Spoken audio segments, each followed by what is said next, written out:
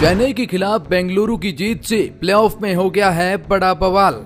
बेंगलुरु, कोलकाता, हैदराबाद के लिए आई बड़ी खुशखबरी। चेन्नई, राजस्थान की बड़ी मुश्किलें। प्लेऑफ की रेस में इन 4 टीमों की जगह पक्की तो ये 6 टीमें हो चुकी हैं। आप देखना चाहते हैं फाइनल में? कमेंट सेक्शन में जरूर बताएं। वीडियो को लाइक करके अपना सपोर्ट दिखाएं। तो चलिए जानते हैं पॉइंट्स टेबल के हालात। पॉइंट्स टेबल में 10वें पायदान पर नाम मुंबई इंडियंस का आता है, जिन्होंने 14 मुकाबले खेले, 4 मुकाबले जीते, 10 मुकाबले हारे, 8 पॉइंट के साथ में सबसे आखिरी पायदान पर बने हुए हैं। इनके 14 मुकाबले कंप्लीट हो चुके हैं और ये एलिमिनेट भी हो चुके हैं, जो काफी पहले हो चुके थे। यानी इनका अब प्लेऑफ की रेस से कोई लेना देना नहीं है और 14 मुकाबले खेल लिए हैं तो अब कोई मुकाबला भी बाकी नहीं है।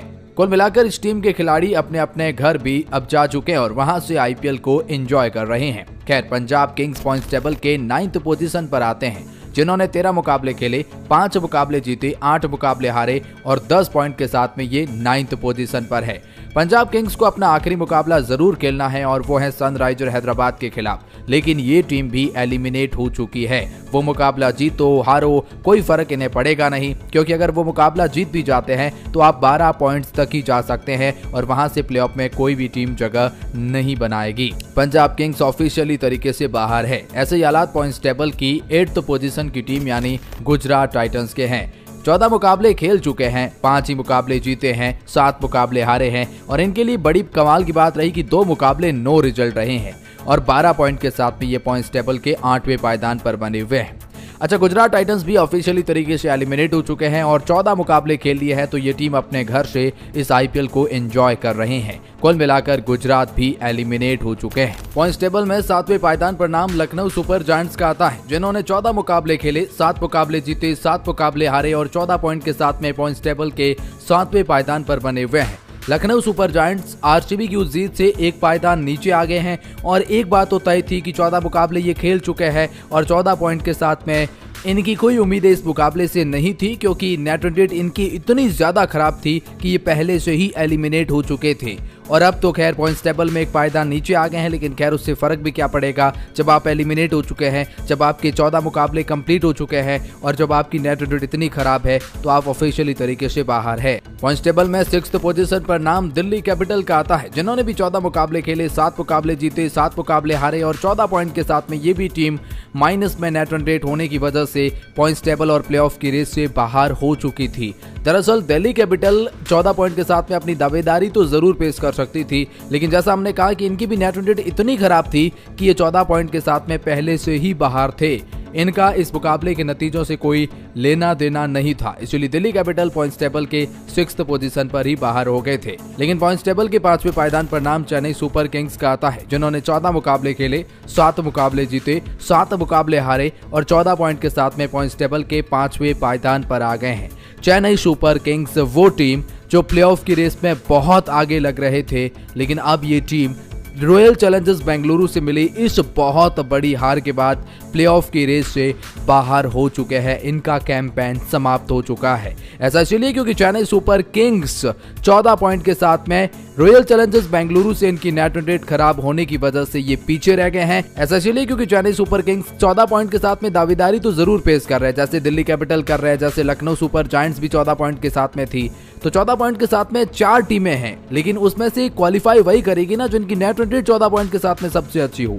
और इस वक्त चेन्नई सुपर किंग्स भी 14 पॉइंट्स तो हासिल हैं, लेकिन नेट रन रेट इतनी खराब है कि वो रॉयल चैलेंजर्स बेंगलुरु से पीछे हैं और जिसकी वजह से चेन्नई सुपर किंग्स इस मुकाबले के हार के बाद बाहर हो चुके हैं। खैर, पॉइंट्स टेबल में 4थे पायदान पर नाम रॉयल चैलेंजर्स बेंगलुरु का आता है, जिन्होंने 14 मुकाबले खेले, 7 जीते, 7 हारे और 14 पॉइंट के साथ में और नेट रन रेट इतनी अच्छी है कि 14 पॉइंट के साथ में ये सबसे ऊपर है नेट रन रेट की वजह से, और इसी का फायदा इन्होंने उठाया है और ये अपने आप को 4थे पायदान पर ले आए हैं और ऑफिशियली तरीके से इस मुकाबले के बाद इनके ऊपर वो क्वालिफाई का ठप्पा लग चुका है। ऐसा इसलिए क्योंकि 4थे पायदान की ये टीम बन चुकी है और 14 पॉइंट के साथ में जैसे हमने कहा टोटल 4 टीमें दावेदारी पेश कर रही थी, लेकिन इसमें इनकी नेट रन रेट सबसे शानदार है, जिसकी वजह से ये क्वालिफाई कर जाते हैं।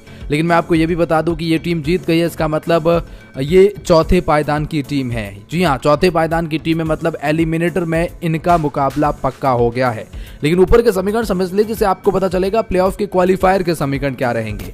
दरअसल पॉइंट्स टेबल में तीसरे पायदान पर नाम सनराइजर्स हैदराबाद हैदराबाद का आता है, जिन्होंने 13 मुकाबले खेले, 7 जीते 5 हारे, 1 मुकाबला नो रिजल्ट रहा है और 15 पॉइंट के साथ में ये पॉइंट्स टेबल के तीसरे पायदान पर है।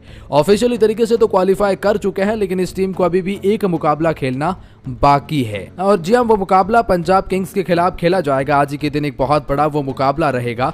लेकिन हैदराबाद क्वालिफाई तो कर चुके हैं, लेकिन अगर ये मुकाबला हैदराबाद अंतिम मुकाबला जीत जाते हैं तो उनकी उम्मीदें ये बनेगी कि वो कोलकाता से क्वालिफायर फर्स्ट मुकाबला भी खेल सकते हैं। जी हाँ, कोलकाता से क्वालिफायर फर्स्ट सनराइजर हैदराबाद उस केस में खेल पाएंगे ना जब ये अपना मुकाबला जीत जाएंगे। तो अंतिम मुकाबला भले ही आप प्लेऑफ में जगह बना गए हो, लेकिन अगर आप अपने आप को प्लेऑफ में 2 मौका देना चाहते हैं तो हैदराबाद हर एंगल में वो प्लेऑफ में क्वालिफायर फर्स्ट में जगह बनाना चाहेगा, तो पंजाब को हराना होगा।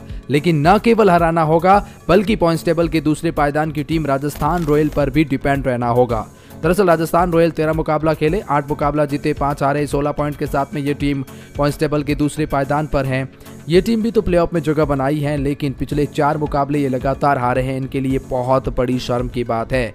और जो टीम शुरुआत में ही आधे सीजन में ही 12 पॉइंट हासिल कर चुके थे, 6 मुकाबले जीत चुके थे 7 में से, उस टीम को देखिए क्वालिफायर फर्स्ट के लिए स्ट्रगल करना पड़ रहा है। जरूर अपना अंतिम मुकाबला जीतते ही वो Rajasthan royal Kolkata night Riders से भिड़ते हुए नजर आएंगे, लेकिन कोलकाता से ही इनका अंतिम मुकाबला है। तो अगर कोलकाता को हराते हैं तो क्वालिफायर फर्स्ट के लिए आप कोलकाता के साथ खेलते हुए नजर आएंगे। बड़े सिंपल समीकरण है कि अंतिम मुकाबला जीतिए क्वालिफायर फर्स्ट के लिए, लेकिन अगर राजस्थान हार गया तो फिर उस केस में हैदराबाद बाजी मार जाएगा जीतकर 17 पॉइंट के साथ में। पॉइंट्स टेबल में पहले पायदान पर नाम कोलकाता नाइट राइडर का आता है, जिन्होंने 13 मुकाबले खेले, 9 मुकाबले जीते, 3 मुकाबले हारे, 1 मुकाबला नो रिजल्ट और 19 पॉइंट के साथ में पहले पायदान पर बने हुए हैं। और इनका क्वालिफायर फर्स्ट मुकाबला भी तय हो चुका है। मतलब क्वालिफायर फर्स्ट में ये टीम तो आपको दिखने वाली है, लेकिन इनके साथ में कौन खेलेगा ये देखने वाली बात इंटरेस्टिंग रहेगी, जिनके सिनेरियो हम आपको समझा चुके हैं।